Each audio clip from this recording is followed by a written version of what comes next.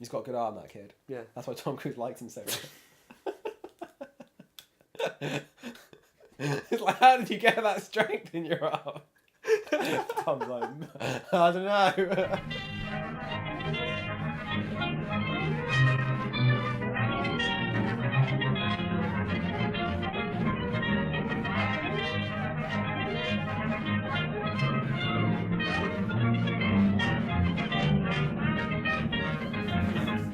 Hi, welcome to ABC's Film. This week is Jerry Maguire. It's one of my choices because I want Alex to watch it because he hasn't seen it before, and it was a great film from the 90s. Tom Cruise, so it's going to be great. Alex doesn't know anything about it other than it has Tom Cruise and Cuba Gooding Jr. and Renee Zellweger. I didn't know Cuba Gooding Jr. was in it. You just fucking ruined it, mate. Spoilers, mate. Spoilers. Sorry about fucking that. idiot. Carry on. Yeah, I think Matthew McConaughey's in it, or the other one. Who's the one? I know who you mean. Owen Wilson. How do you get them confused? What's wrong with you today? I don't know. I just Owen Wilson or the other one, Matthew McConaughey. I just do, and hopefully these guys do too, so they'll be watching it going like, I know, man, it's like Pacino and De Niro, you get them? They're both about the same kind of caliber. Yeah. So anyway, Jerry Maguire. So this is the world, and there are almost 6 billion people on it. When I was a kid, there were 3. It's hard to keep up. Alright, so what was your reaction? Average. Don't you love it? No, it's not very good. I think it's really inspiring and just like... Why is it inspiring? Because it makes me want to go out and become a sports agent and get like one sole client and make him become big. This is a film that is mostly about people who haven't got problems.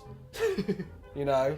Tidwell's like, oh my god, I can't have a 1.7 million contract because I got debts. And it's like, well, you got yourself into that shitty situation, mate, didn't you? Jerry, I'm sitting here with an ant problem. I got ants going up and down my hallway. Yeah, It's but... like, no, that family, that very small family, they need 11 million, Barry. They can't have 1.7 million. And I want to fucking bring this up as well. Like, Tom Cruise is like, I'm going to write this amazing memo about, like, how we shouldn't fucking let people get fucking concussions. Alright. He shouldn't let people get concussions, Barry. And then what happens at the end of the film, almost? What has he changed about his He doesn't write the business? memo about not letting people get concussions. As much as I could tell, it was make less money. Fewer clients, less money. How does that translate Care to don't more. get Care more. concussions? Yeah, but that's what prompts him to do it, isn't it? Yeah, guy somebody but it's not like Tom Cruise at the end was like, do you know what? You should get a concussion. That'll make everybody love you. That's not the point, though. My point is, like, you need to care more about the clients. That was the point of the memo, right? And he does. He ends up making a really good friend. Jerry Maguire, my agent. You are my ambassador of Quan, man. That would work in a large corporation as well. What you do is you hire more people, and then those people individually can care about the clients because, you know, you have fewer agents to clients. Well, it is a major plot point in the movie that memo is a stupid fucking idea. But it's not. So even, it's not anything wrong it's with the not- movie. No, it's not even inspiring. It's nonsense. Renee Zellweger's like, it's really inspiring. That's why I want to leave with you. Because it's inspiring. It's like, how is that inspiring? Just bad business sense. This is just because I chose the movie, isn't No, it? it's not. I just think it was ridiculous, Barry. I wrote and wrote and wrote and wrote. And I'm not even a writer. But it's like, he couldn't sleep, so he wrote 25 pages in the morning. It's probably just shit on the page, really, isn't it? That does happen though. You get that sort of like inspiration late in the morning. You think it's going to be great, and you wake up the next morning, and you're It's like, "Oh, that's a garbage. terrible idea." Yeah, but I don't think this film isn't played as if the memo was garbage. It's played as if it was a really good thing, but it's like, you know, them upstairs, they don't like it. It's too radical. I know, because It's I too think it was free luck thinking. at the end. It wasn't his idea. It wasn't the fact that he had fewer clients. It was just the fact that Rod fucked up that last touchdown. Exactly, yeah. That was the only reason any of it worked out in the end. Yeah. Like, if that hadn't happened, Yeah. like, how much longer would the film have been? Because he would never have gotten his money. Anyway, general reaction to the film, Barry. I don't think it was very good. Boy, guys, it's a real bruiser out there tonight. How many three-dimensional women would you say are in this film, Barry? 2. And who would they be? 3. Okay, go ahead. Not Helen Hunt. She's not in it, Barry, so I know what you're talking about. Not Helen Hunt. I got you. I heard. No kidding. I looked over and saw the shadow of 2 curious shoes in the doorway of the kitchen. Renee Zellweger. Yep. And Rod Tidwell's wife. Baby, you are a strong, proud, surviving, splendid black man. Marcy. Thank you. Do you not think like the divorce group was really kind of unflatteringly and broadly drawn? No, but hold on. Let's carry on. Right. How many three-dimensional male characters are in it? Tom Cruise. Rod Tidwell. Mm-hmm.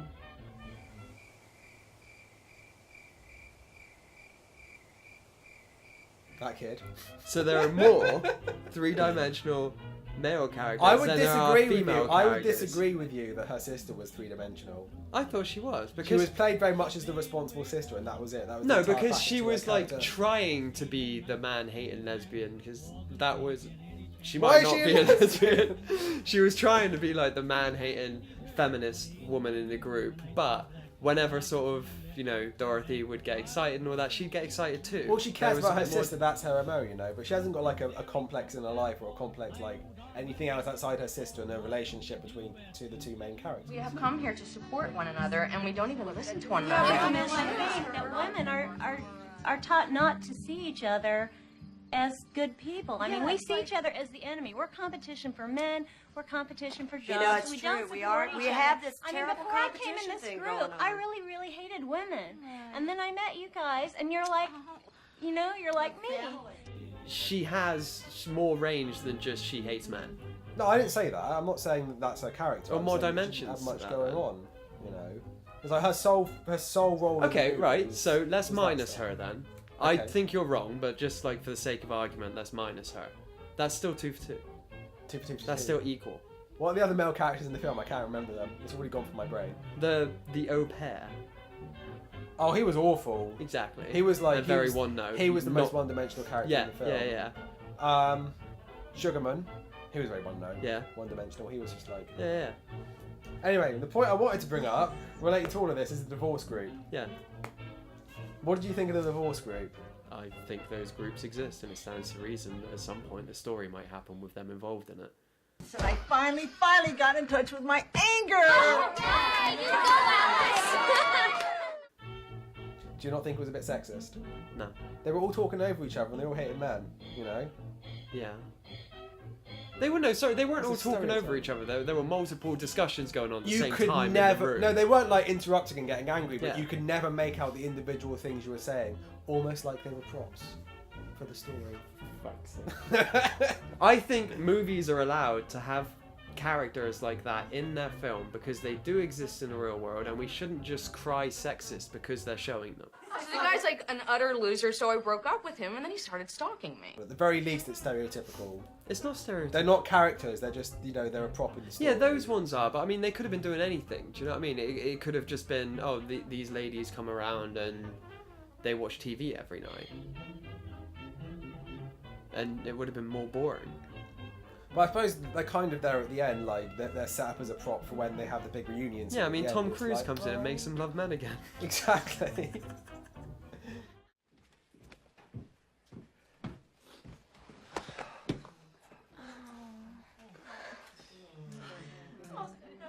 This is the best talking group I've ever been in.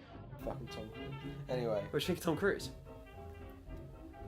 he always plays that character, Barry. No, he doesn't. He I fucking hate people does. who It's say the that. same character in Rain Man. He's a hot shot, then he learns to care. I'll grant you it is the same character as Rain Man. No, but that's not always. He's done more than 2 films. What else? What other films did he do in the 90s? Interview with the Vampire. Okay, he's a vampire in that one, so that's a little bit different. Mission Impossible. I'll grant you that. I've never seen that. Well, So of all the films I've seen, he plays the same and I've only character. seen Rain Man.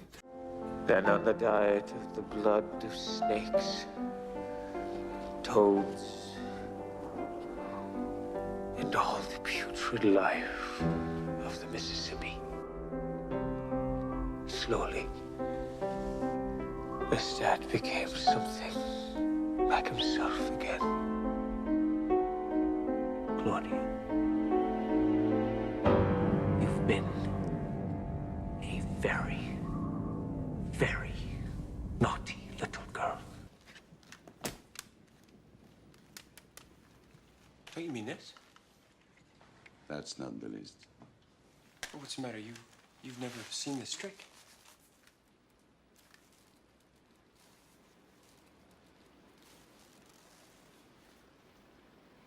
Where'd it go?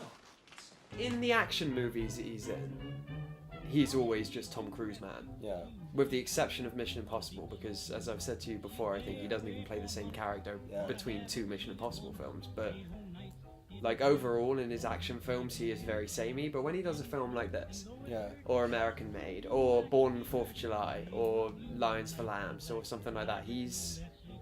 As you can tell, Barry's a very big Tom Cruise fan. I just don't like people mouthing off Tom.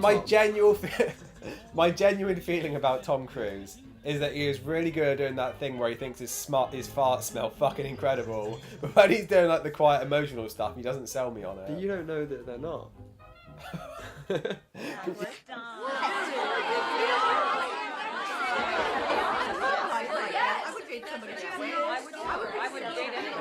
always just coming over and invited in.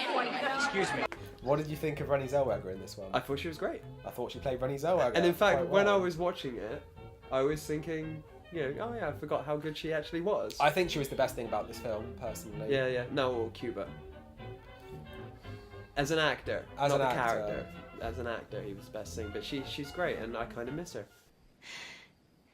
And he sure does like me a lot.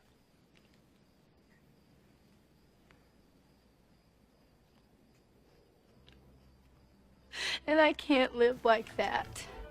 Cuba Gooding Jr. was great. I loved how over the top he was. I don't like that archetype. The loud, angry black man. He's not angry, but he's like the loud, flamboyant black man. That character is perfect for like a thorn in Jerry's paw. And I'm not going to say they didn't draw attention to the fact that he was black, because they did. It was like every sentence. When he was talking to his wife, it was all just sort of like, but we're black. All black films are violent. And I'm talking about brothers shooting brothers. But I didn't necessarily think it was a negative stereotype. He's great though. And it's like, you know, he has got empathy. He has got like a lot of quiet wisdom. Not like, you know, magic black man wisdom. You know, the other archetype. Yeah. Well, I'm just an old fool, of course, and I don't know much about politics or the like. But I do know America's kind of like this here crab apple tree. John Fitzgerald Kennedy. But no, he was overall pretty good. And when he does acting-wise, he when was he did fantastic. the scene at the end where he got offered the contract. Yeah. That was like the only bit in the film where I got even slightly emotional. Just a little bit emotional. That whole like end run, I love. From like the football game right up to when the kid throws the ball, I love it. Just Shut up. Just shut up. You had me at hello. You had me at hello. Should we talk about cinematography? Yeah, the cinematography. I was saying as it was going on that like films nowadays with the higher resolutions and the sharper images, you don't get this kind of like soft lighting anymore. So there's no like what we call when we watch old movies and there's a shot of a woman, we call it the sultry look, you know, where there's kind of like a light behind her and it's all glowing. There is like a very specific word for that, isn't there? Yeah. I know you've mentioned it before, but I forget what. All movies now are like gritty. Not gritty necessarily, but they're all realistic. They try and make it look like it actually looks like when you're out on a street. And I love watching a film where it looks like a film, you know, and you can tell that there's great like effort going into the lighting and. They do that really well in this as well, because like in a lot of the scenes where Tom Cruise is working, there's a lot of flat lighting. Like he's in airports a lot of the time. He's in stadiums and stuff. When they do the romance scenes, so like when, you know, Tom Cruise is in the street and when everyone comes out. I love that shot. Really beautiful. And later on the porch when he's kissing her and like taking the tops off. And like real life doesn't look like it's that. So that's soft great. and so gorgeous. Yeah. There was a scene you mentioned as well at the end when Tom Cruise is running down in the stadium. Yeah, because it's like half the shot is like sort really of lit and the other half's black. It's really great. strong blue lighting there. Yeah. And also, I noticed it as well when Renée Zellweger's character, Dorothy, is out on the porch with her sister. Oh yeah, you can't see them at all. They're completely dark. And yeah, it's they just are completely dark. Yeah. Like golden light on their hair and everything, because obviously they're both blonde. Yeah. Can we talk about something else? I don't think so. I'm incapable of small talk. But that's why you love me, right?